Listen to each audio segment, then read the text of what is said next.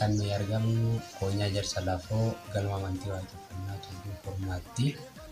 Galma Tulluu Kormaa kanatti waayuulee galmaa yookiin koreelee galmaa galma keenya kana qabanii sadarkaa kanarraan ga'anii fi miseensota buleeyyii galma kana jiran gaafiif deebii tokko goonaa fi akka nu waliin turtan sin affeerraa. Ani maqaan kiyya Muusaa Shumachuu Galaan jedhama. Miseensa galma Tulluu Kormaati. Akka Koonyaa Jarsa Lafootti immoo Odeeffannoo Finfinnee. Hayya Moosisaa obbo Moosisaan yoom gara galma Tulluu Kormaatti akka dhuftanii miseensa galma dhuunfaa? Hayyaan galma Tulluu Kormaatti miseensa kan hin ta'e bara 2007 jechuudha. Yeroo sanitti barreessaa galmaan ture. Hayyee seenaa hundeeffama galma kanaa keessatti maaltu ture? Haala kamiin hundeeffame? Yoo hundeeffame immoo galmi? Hayyaan hundeeffamni galma kanaadha. Jalqaba isaa irratti galmi kun gara silaa galma Tulluu Kormaatti hin jijjiiramini.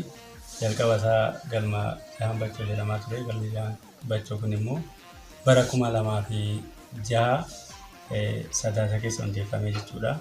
Jidduutti sababii maaliitiif adda citee nu himuu dandeessaa? Jidduutti sababni inni adda citee tokko haala siyaasa biyyaa wajjin wal qabatee rakkoowwan xixiqqoo qaama silaa biyya kana bulchuu wajjin walitti dhufee harcaatii irra caala isaa harcaatii miseensi huban irraanii jechuudha. Rakkoowwan tokko uummatee kan galmichi jidduu kan laaffate jechuudha. Bara kam deebi'ee ka'uu danda'e? Bara 2009. Bara 2009 deebi'ee ka'ee mana dhuunfaati mana nama dhuunfaati moo kireeffateeti moo akkamiin gara sagantaa kanaatti deebi'uu danda'a? Yeroo sanitti bara 2009 san keessatti mana kiraatii jalqaba. Mana kiraa keessa iddoo adda addaa manuma kiraa keessa tureeti. Sana booddee immoo mana nama dhuunfaadha. Nu jennanii mana nama dhuunfaadhaa san keessatti illee waggaa tokko mana nama dhuunfaa san keessa ture jechuudha. Sanaan asitti gaafa silaa guyyaa bara 2012 keessa naannoo Hagayya 20 galma dhuunfaadhaa ijaarrate san keessatti sagantaa eegalachuu jalqabee jechuudha. Akkuma amma nuu kaastanii galmi Tulluu Kormaadhaa akka galma dhuunfaa isaatii ijaarratee sagantaa gaggeeffachaa jiru nuu kaastanii haalli ittiin galma kana argate mootummaarraa moo nama dhuunfaatti arjoomee moo haala kamiin argachuu danda'e? Haalli argama iddoo galmaadhaa kun gaaffii yeroo dheeraati.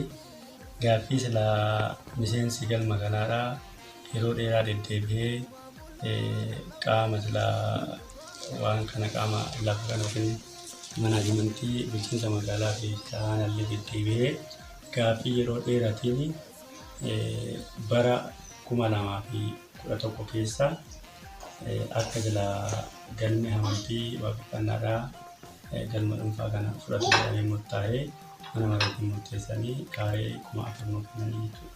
Waan isin mudate immoo jira yeroo galma kana deddeebisanii gaafattanitti akka mudannootti waan isin kaastan gama bulchiinsaatiin haa ta'u gama hawaasaatiin waan isin mudate jira?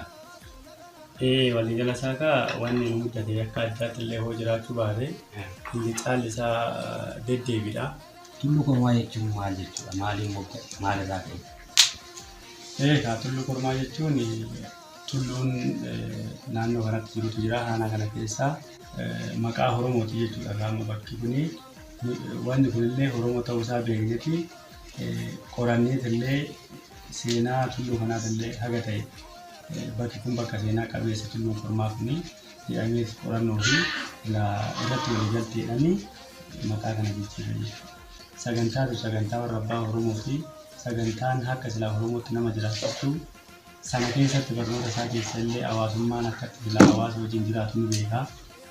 Barnoota sanillee immoo barnoota silaa galmatti baratu sanillee gadi bahee hawaasa silaa wajjin jiraatu san keessatti akkamiin akka jiraatu waaqeffataan amala akkamii akka qabu amala waaqeffataan qabu immoo waan silaa barate san hojiitti baasee hawaasa wajjin hawaasummaa gaarii fi warri silaa halaallee ilaalcha gaarii waan silaa galmi kun hojjetu yookiin miseensi galmaadhaa kun hojjetu waan gaarii fi waan Oromoo waan ta'uu isaa hubatee deeggarsa tokko tokkorree yeroo itti mul'achaa ture jira jechuudha. Kanaaf hawaasummaan halaadhaa haga silaa miseensi galmatti gale suni hawaasa alaa wajjin hariiroo gaarii qabaataa jechuudha. Isaan illee ilaalchuma gaarii nuu qabaatanii wanni haga kanatti quba nutti qabame illee miidhaan tokko tokko illee nurra gahee hin jiru jechuudha. Kanaaf ilaalchi yookiin hariiroon hawaasummaa wajjin jiru gaariidha jechuudha. Amantii waaqeffannaa yoo jedhanii yookaan galma yoo jedhanii namoonni baay'een hubannoo isaan qaban hubannoo akka warri galmaa beekan kanaa miti. Isin warra kanaaf dhaamsa maalii qabu? Hubannoo akkamii kennitu kuni warra akkasitti dalga amantii waaqeffannaa hubatanidha. Amantii waaqeffannaa akka sila namni itti hubachaa tures akka sila namni itti beeku warri alaa itti beekus akka namni itti beekus adda ta'uu danda'a. Akka namni itti ilaalatu adda ta'uu danda'a. Yaa ta'uti warra galmatti dhufee warra silaa sagantaa kana jala jiru waliigala isaatti amantii waaqeffannaa hoo jennu amantii warra abbaa Oromoodha. Kan silaa ganama uummanni Oromoodhaa yookiin sabni Oromoodhaa kun kalaqatee yoo silaa qajeelfama isaa heera isaatiin jiraachaa ture sanitti sagantaa kanaan jireenya jireetti jiraachaa ture jechuudha. Amantii waaqeffannaa hoo jennu. Amantii waaqeffannaa kana keessatti akkaataa deemsa isaa waan hunda isaa haa ta'u wanni inni silaa ittiin ilaallatu wanni ittiin socho'u uummanni Oromoodhaa amantii tana keessaa qabaa sagantaa tana keessa jira waan ta'eef akki silaa amantii waaqeffannaadhaa itti ilaalan amantii waaqeffannaadhaa amantii waan hunda Oromoodhaa waan Oromoon silaa akka Oromootti qabutan nama barsiistu aadaa haa ta'u duudhaa haa ta'u safuu haa ta'u saafeffannaa haa ta'u wanni Oromoodhaa wanni hundi isaa as keessatti ilaallamee akka silaa namni amantii itti ilaalu sana osoo hin taane amantiin kan uummanni Oromoodhaa yookiin sabni Oromoodhaa kun ganamaa jalqabee ittiin jiraachaa ture. Har'a immoo warri galmatti galu kun akka silaa ilaalcha dura sagantaa kanatti yookiin amantii kanarratti qabu sana osoo hin taane galma jennee amantii jennee yoo silaa gara kanaatti dhufamu akka silaa Oromootti sagantaan sagantaa Oromooti. Amantiin illee amantii Oromoo kan ganamaati malee silaa galma jedhamee akka warri biraa waan biraa wajjin walitti qabee akka saniin silaa barnoota yeroo adda addaa keessatti mara hubachuu kan osoo hin taane amantiin Oromoodhaa amantii qulqulluu amantii argaa dhageettii kan silaa waan hunda keessatti of ilaallu jechuudha walii galatti.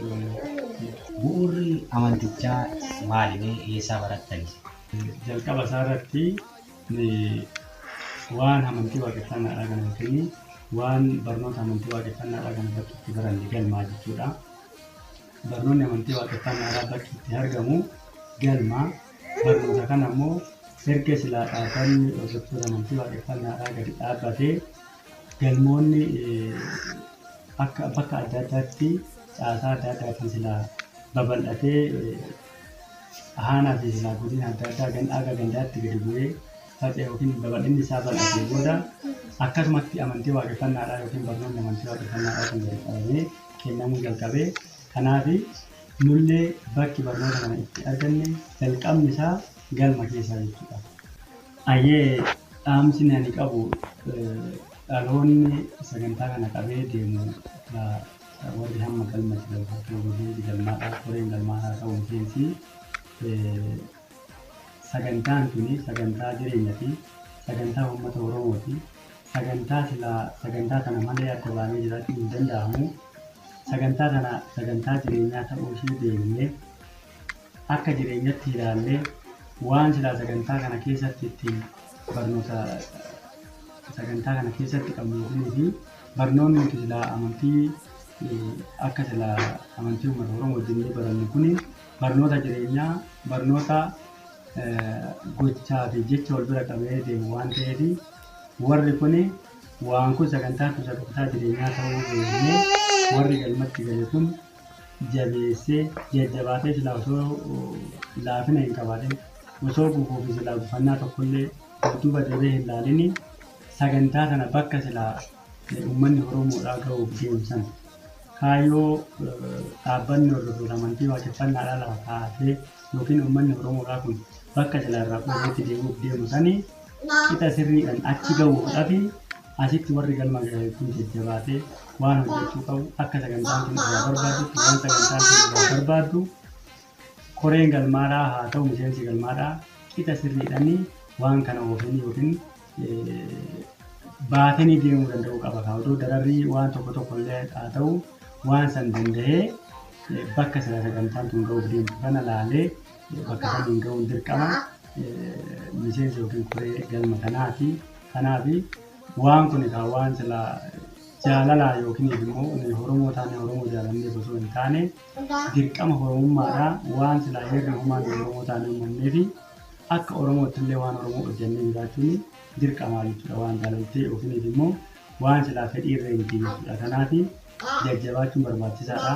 Nullee sagantaa kana malee hin qabnu sagantaan illee malee waan hin qabne qixa sirriidhaan koreen galmaa laafina tokko malee sagantaa kanatti amanee kaayyoo dhaabbata kanatti amanee bakka ga'uuf deemu kan hin ga'u dirqamaa jechuudha. Amma akka silaa Oromootti Oromoon ani waaqeffataadha jedhee ala keessa deemullee baay'eetu jira. Ani waaqeffataadha jedhee bakka adda addaa kana ol baay'eetu jira.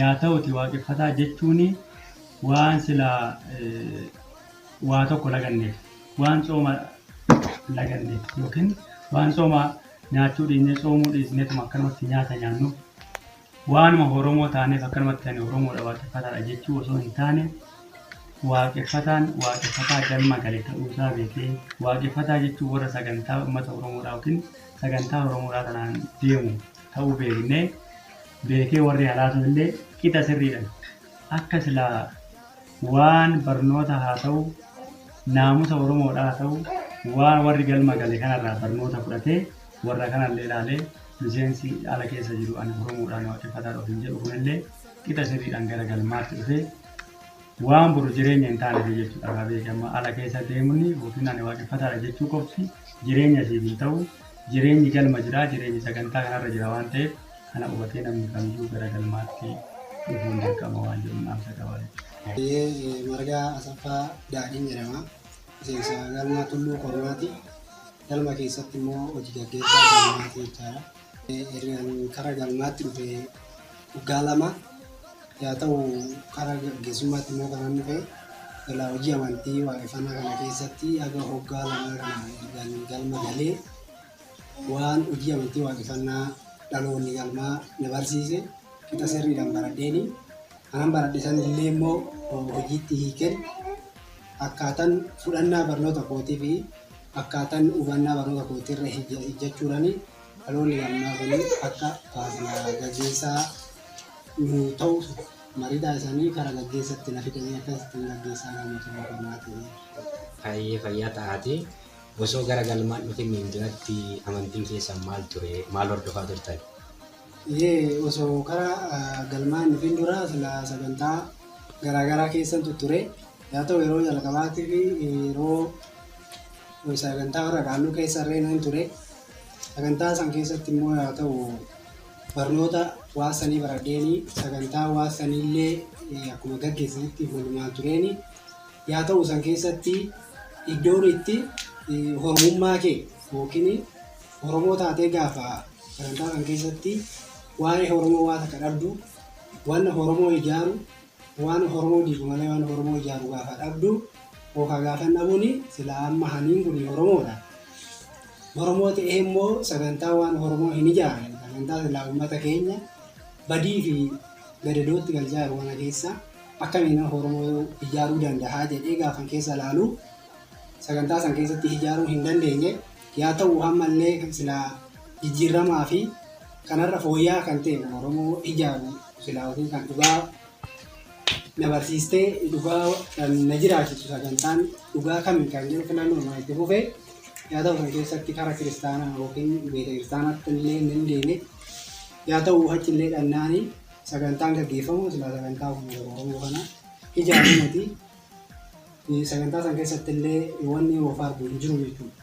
Wallaasaa sagantaadhuma Oromoo hin ijaarre badii uummata kanaatii fi sagantaa irra dibaa keessi isaa immoo waan biraa ta'e irra dibaa guddummaa mi'aa keessi isaa yaa ta'u baay'ee jira jechuudha. Yaa ta'u saniif sagantaa san keessatti illee waan ijaaruu hin dandeenye. Aniin kun karaa kamiin Oromoo ijaaruu danda'a. Ani kun karaa kamiin Oromoo ta'ee sagantaa Oromoo ijaaru. Sagantaa uummanni Oromoo qabu kamii harbachuu danda'a. Haa ta'u malee qorannoo itti fufee jechuudha. Yaa ta'u san keessatti illee karaa chaartii illee kaafannaa deemu sagantaa san keessa illee baay'ee hin turre yoo itti ilaalu tokkumaa jiru sagantaa barbaachisa maqaan garaagaraa haa ta'u akkaataan gubbaa isaa yookiin muraan isaa xiqqoon garaagara yaa ta'u malee gochaan achi keessatti hojjetamu mallattoon garaagaraa fi yaadni fi ilaalcha isaanii tokko jechuudha. San ta'uu isaa beeketanii yoon duuba silaa yeroo sagantaa san keessa turetti karaa baadiyyaan ture haga anillee sababa barnootaatiin jedheen karaa magaalaa ol dhufee gaafa san duratti waa'ee amantii waaqeffannaa kana duba hin qabu jechuudha. Karaa magaalaa sababa barnootaatiin gaafa dhufu wanni kun magaalaa keessa ni jira.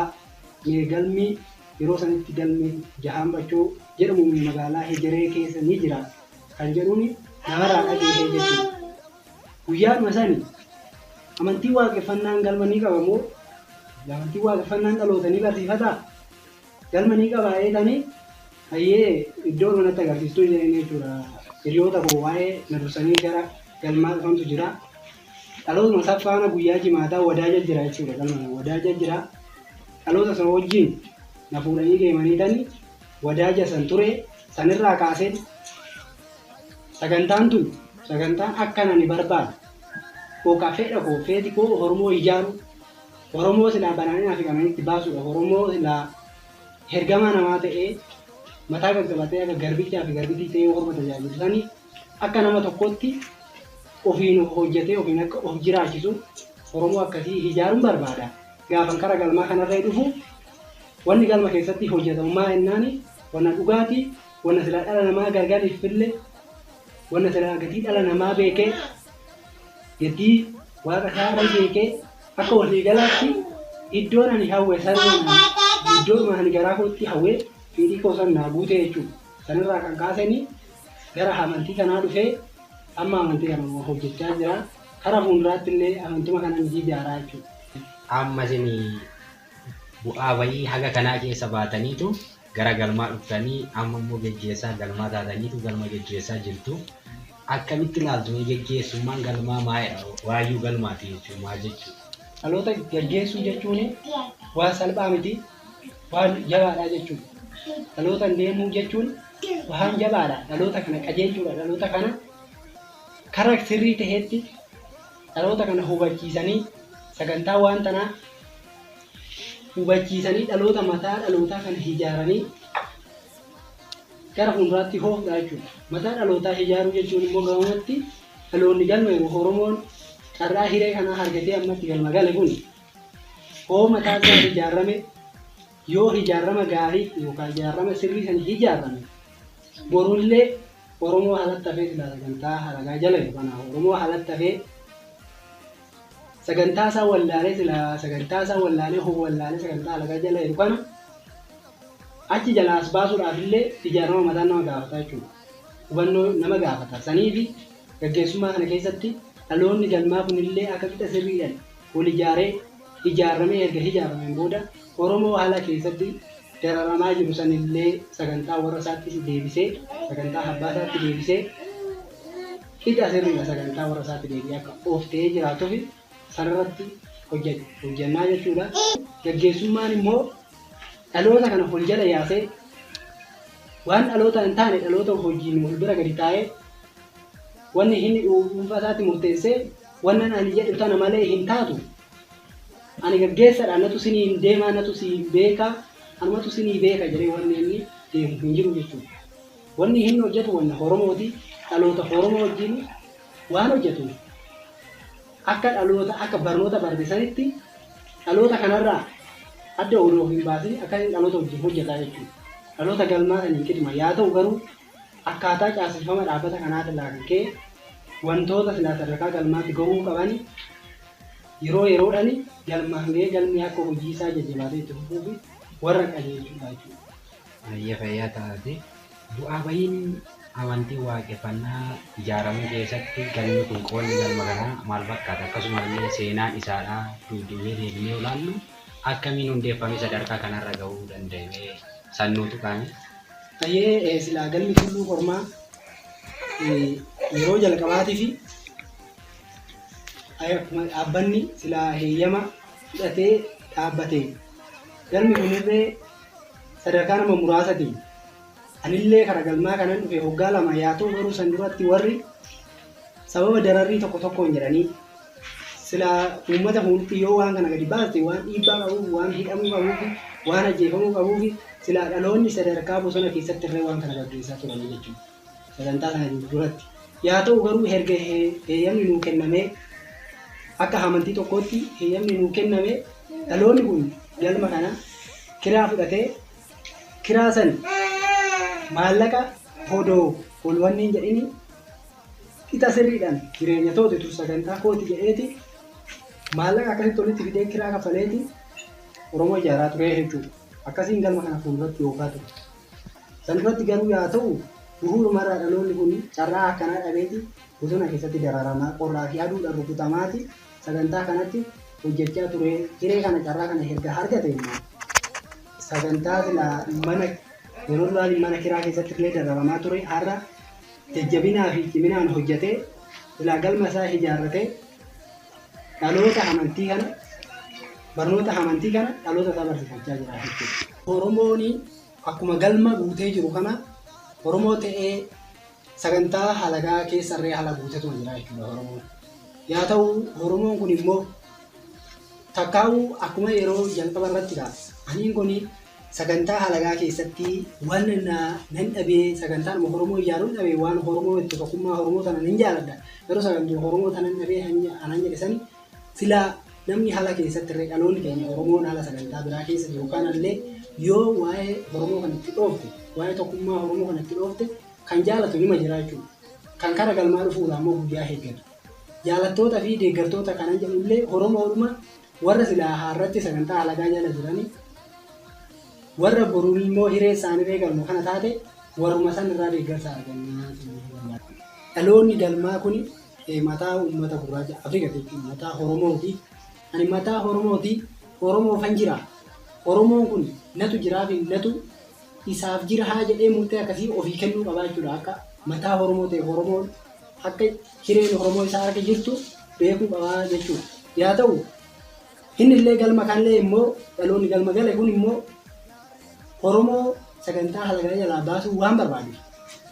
Akkuma ofiidhaa dararaa fi waan tokko tokko argee sagantaa san jalaa ba'e obboleessi isaarree abbaan isaa haati isaa sagantaa san jalatti akka dararamtuuf fedhu sagantaa san jalaa baafachuu fedha jechuudha. Yaa ta'u immoo akkamitti sagantaa san jalaa baasa kan jedhu ciminaa fi jajjabinaan galma isaatti deddeebisee galma isaa keessatti barnoota amantii waaqeffannaa gadi qabee dhaloota barsiifatee mataa dhalootaa kana ijaaree akka sanitti Oromoo sagantaa halagaa jalaa baasuu danda'a. San hin taane taananii halagaa silaa hoggaa kuma meeqaan dura mataa dhalootaa kanarratti ijaaruu yemmuu jechuudha. Mataa dhalootaa kana kan sagantaa warra isaa keessaa baastee sagantaa irratti hidhachuu jammarte hoggaa bal'aadha yeroo dheeraadha jechuudha. Sagantaa halagaa yeroo dheeraa mataa keenya irratti ijaaramee mataa keenya irratti fe'amee gochaadhaan illee itti turre sanii daddaaqinaa fi lallaafinaa sammuu dhalootaa kana keessaa baasuu hin danda'amu jechuudha. Jajjabaatee sagantaa halagaa sammuu dhalootaa kana keessaa baasuun akka jabina nama barbaadu akkasitti beekee dhaloonni galmaa kun jajjabaatee akka sanitti Oromoo sagantaa halagaa san jalaa baasee sagantaa warra isaatti deebisee abaarsa fi hir'uu garaagaraa irraa bilisa taasisaa saniif jajjabaatee akka barnoota amantii kana barsiisee ofiillee baratee galma isaatti deddeebi'uun dhaloota galmaatii fi dhaloota haalaa immoo Oromoo haala keessa jiru Oromoo sagantaa halagaa keessa jiru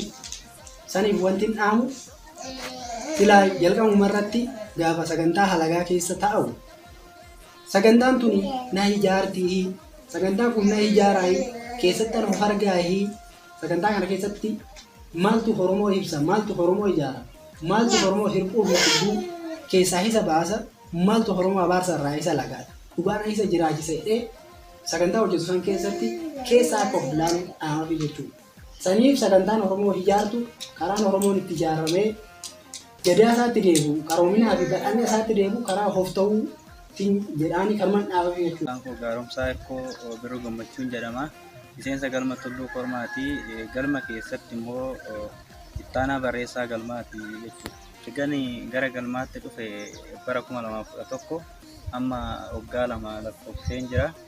Egaa yeroon galma galetti miseensa ta'een silaa warroota na fuuldura jiranirraa baradhee barreessaa koree barnoota irree ta'een ture. Yaa ta'uti adeemsuma jajjabinaa keessa gara ittaanaa barreessaa galmaatti dhufee jechuudha. Sanii fi gaafa barnootarra turte sanii barnoota kana gaafa amantii waaqeffannaadhaa barnoota qaba jenna. Barnoota kana eessaa argattaniiti yookaan eessaa fiddaniiti dhaloota kana barsiisaa jirtu? Ayyee barnoota kana warra irraa kenne yookiin wanti nuti irraa barannu silaa dhalootuma wal duraa duuba galma galirraa walirraa baranneetuma dhaloota adeemsaan galma galu barsiifna. Saniif barnoonni kun barnoota dhaabbata hordoftoota amantii waaqeffannaa kun galma keessa jiraachaadha. Galmarraa baranneetuma adeemsa namni galma galuun silaa hojii hojjetamuu qabu hojjechaa tuma barnoota kana galma keessatti wal barsiifnaa jechaadha. Galmarraa kennee jechaadha. Barnoonni inni kennu kun barnoota akkamiiti? Mee waanuma duraan ture moo waan har'a dhaloonni har'a barnoota kana kennaa jiru kun har'a fideedha? Mee waan akkamiiti barnoonni kun? Tole, barnoonni amantii waaqeffannaadha. Duruma uummanni Oromoo kun itti jiraachaa ture. Yaa ta'uti adeemsa garaagaraatiin sila barnoonni isaa kun harkaan mulqameeti. Sila dhaloonni bakka garaagaraa jalatti hiriiree argamee jechaadha. Yaa ta'uti dhaloonni mataa gurraachaa yookiin dhaloonni kun barnoota sila amantii waaqeffannaa kaleessa uummanni Oromoo lafaa qabassan sila sanuma har'a wal barsiisanii jechaadha. Waan har'a dhaloonni kun uummatee wal barsiisu osoo hin taane ganamuma waan dhaloonni wal barsiisaa ture silaa har'arree nuti wal barsiifnaa jechaadha. Hayyee tole, meegaa namoonni tokko tokko yoo arginu uummanni Oromoodhaa barnoota hin qabu, uummanni Oromoo barnoota eessaa fuudhee jedhanii warra silaa uummata Oromoo jaajessuu fi akka uummanni Oromoo kun galmatti galee barnoota isaan baranne afafanjii yookaan immoo afaan wal jala dabsuudhaan dhaloota kana akkasitti mooksaa jiru. Kanaaf mee uummanni Oromoodhaa barnoota durumaan qabamu waan irra dhufte wayiiti. Barnoota jechuun maali? Barnoota jechuun silaa jalqabumayyuu barnoota jechuun kan sammuu namaa kana qaroomsee yookiin misoomsee soorata sammuutti jechaadha. Barnoota jechuun silaa immoo uummanni Oromoo kun barnoota har'a qabamoo kaleessa qabannee yoo ilaallu barnoota silaa uummanni Oromoo kaleessuma qabaa jechaadha. Barnoonni inni wal barsiisu kun immoo barnoota silaa qajeeltutti sammuu namaa kana misoomsee akka namaatitti nama jiraachisu barnoota san qabaa jechaadha. Barnoonni inni qabu kun barnoota kaleessa uummanni keenya warri jajjabaa sun qaban har'allee dhaloonni silaa wal barsiisee baratee wal barsiisaa jechaadha. Barnoonni inni qabu kun immoo barnoota silaa har'a ta'ee uummatiin osoo hin taane barnoota warra keenyarraa dhaallee har'a immoo nuti wal barsiifnu jechaadha. Hayyee egaa tole, mee gara duubaattiin isin deebisa. Maalii fi waan silaa hubatamuu qabu galmi Tulluu Kormaadhaa kan magaalaa Ejeree keessatti argamu kun barnoota silaa dhaabbata hordoftoota amantii waaqeffannaarraa fudhateeti dhaloota asitti silaa miseensa ta'e kana barsiisaa jira. Kanaaf walitti dhufeenyi gama kutaa barnoota dhaabbataati yookaan immoo dhaabbata hordoftoota amantii waaqeffannaa fi galma Tulluu Kormaa gidduu walitti dhufeenyi jiru maal fakkaatame? Barnoonni akka waliigalaatti barnoonni silaa galma Tulluu Kormaatti kennamu silaa barnoota asuma qofatti kennamu osoo hin taane akka waliigalaatti barnoota qixa sirrii ta'e naannoo Oromiyaa fi isaan haala jiran bakka lafeen gurraachaa jirutti qixa sirrii ta'een silaa dhaloonni wal barsiisaa jechaadha. Kanaaf uummata Oromoo kana mara biraan barnoota kana gahuun ni danda'ama? Hoo gahuun ni danda'ama hoo ta'e immoo akkamitti biraan gahuu dandeenyame? Barnoota silaa uummanni Oromoo dhabeedha silaa sissaaba alagaa jala taa'u kana silaa akkaataan biraan gahu silaa dhaloonni barnootumaan gahaa jechaadha. Tole, gaamee amma akka ilaalaa jirrutti warri silaa miseensa galmaa ta'ee jiru yookaan ammatti dhaabbata hordoftoota amantii waaqeffannaa keessatti miseensonni hedduun miseensa lafaa dhufaa kana hoo lafaa dhufaa jennu immoo miseensa dargaggeessa ta'e kanadha. Dargaggeessi kun hangam wal hubatee sagantaa kana fuulduratti hiiksuu irratti yookaan sagantaa kana dhaloota dhufuun gahuu irratti hangam dandeettii qaba yookaan immoo hangam bakka waan san hojjetee galmaan gahuu danda'a jettanii yaaddume? Barnoota kana kaasala dhaloonni yookiin qaamni ho'aa yookiin dargaggeessi kuni sila bakka jaarsummaa san bu'ee tarra sila dhaloota kaleessa daandii isaanii yookiin barnoota isaaniitti irraa cabsan qixa sirrii ta'een dhaloonni mataa gurraachaa yookiin dhaloonni humni haaraan kuni qixa sirrii ta'een akka maanguddummaatti sila dhaloota isaatti biraan gahaa jechaadha barnoota kana. Warra galma jiranii warra dhaamuu fi jabaataniituma sila waan bakkee kalee keenya irraa maqee yookiin irraa tabesan daandii isa itti deemuudhaaf akka jajjabaatanan dhaamsa dabarsaa fi jechuudha. Dhaloonni jajjabaachatuma jira. Ammallee silaa sanarra cibanii bakka gahuu qabasan akka ga'aniif galmoonni kamiyyuu galmoonni dhaabbata jala jiran qixa sirrii ta'een barnoota warra ofii kana baratanii bakka kaleessa warra keenya irraa maqasaa itti deemuudhaaf akka jajjabaatan dhaamsa dabarsaa fi jechaadha. Tolee fayyaada haayii dhaggeeffattootaa fi daawwattoota YouTube chaanaalii dhaabbata hordoftoota amantii waaqeffannaadhaa. Imala keenya har'a gooneen galma Tulluu Kormaa magaalaa Ejereetti argamu keessa jirra. Hanga silaa galma biraatiin deebinee wal arginutti nagaan tura isiniin jedha.